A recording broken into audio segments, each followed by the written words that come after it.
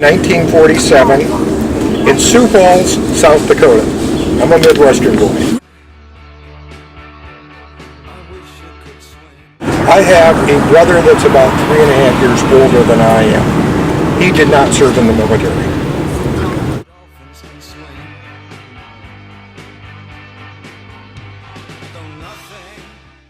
So if you got shot, this isn't going to help you.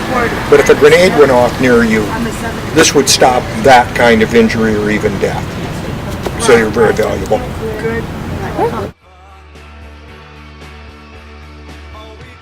Voluntarily joined the Marine Corps in 1967 while I was in college. It would be just an overriding sense of duty to the country. Thing, if I was going to serve, which to me was obvious,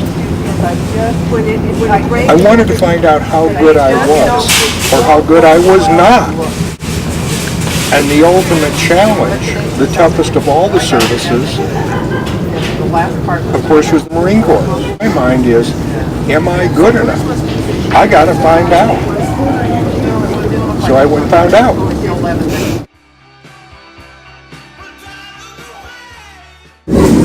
Once you got accustomed to it, I didn't think it was overly difficult.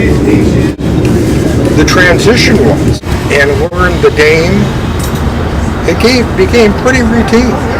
I mean, sure, like in any other function in life, there are very hard, difficult things to do. But once you adapted to the military style,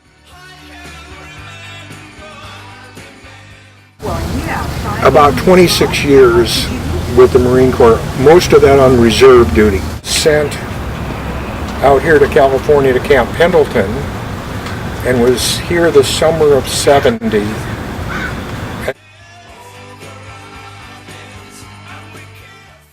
One of the duties I had in Vietnam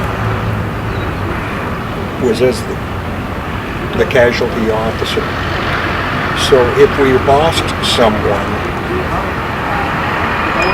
it was my job to go through all of their personal effects before they were shipped home to their families. Friday went to MCRD, San Diego. And that's where all the junior officers would show up. That's where all the girls in town would show up. It was just a known circuit. And on a Wednesday at the Admiral Kids Officers Club, I saw this good-looking gal sitting at the table with a bunch of other girls. I asked her to dance, and it went from there. We dated that summer and hit it off very, very, very, very, very well. You can call it one of the love at first sight routines. So we knew each other for about 3 months, and I went in country and wrote while I was in country. Then when I came back about a month later, we got engaged. Been married 43 years.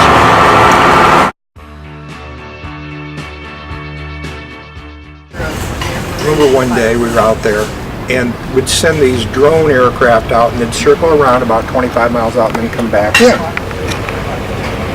And the radar people would pick them up and target one of the missiles to go shoot it down. And what you'd see is on this trailer all the missiles were horizontal, flat, shooting straight out. But when one was assigned a mission, it would kick up at about a 45-degree angle and then either swing left or right, whatever the direction the drone was coming in. Okay. So the command group, we were about one day, Saturday or Sunday, managed to go down to China Beach, gorgeous beach, and have a picnic down there. There's a few photos of my Marines having a good time down there.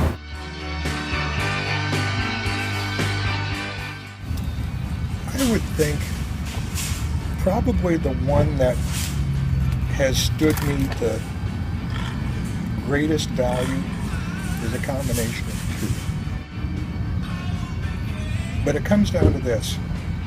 The importance of making a decision that made a whole lot of sense, which is, the favorite one I use is, a bad decision aggressively carried through is better than no decision at all. The other one was what's known as the 75% solution. A decision made today that's 75% right and accurate and aggressively pursued today is better than a 100% solution next week.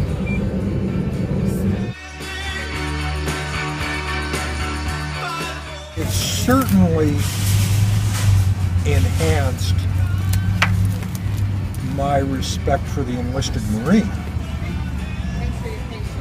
It was, you would see some nondescript, common-looking, ordinary Marine on a radio calling in close air support for Marine F-4 Phantoms.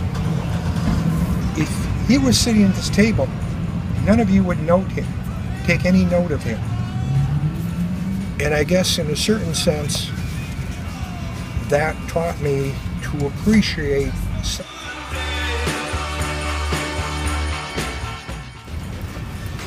Okay, back in the rear area, we did have an amphitheater for some for lecture speeches, and occasionally a USO troop would come in and put on an hour or 2 hour show.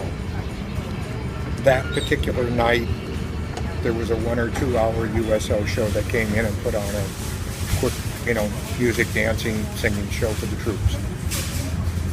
All over the area outside Da Nang, so the teams could call up to a radio relay site and they could call. I've changed slightly.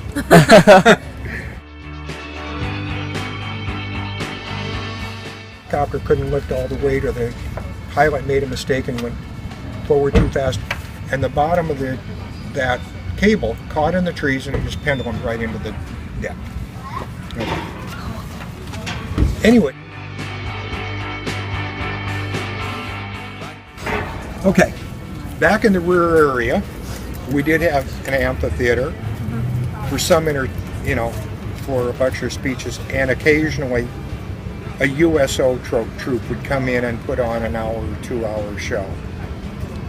That particular night, there was a 1 or 2 hour USO show that came in and put on a quick, music, dancing, singing show for the troops.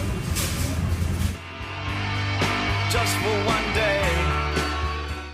Every one of us comes up at various decision points in our life, maybe on a weekly basis, saying, I'm beat, I can't win, I'm done. The key thing to remember is you might be right, but don't stop. Because believe it or not, tomorrow will be a new day with new challenges. So even when you're beaten to the ground and there's no hope, just keep going forward. And somehow it'll all work out. Lack of decision or just giving up is the fastest road to failure you'll ever find. Just make it happen and see what happens.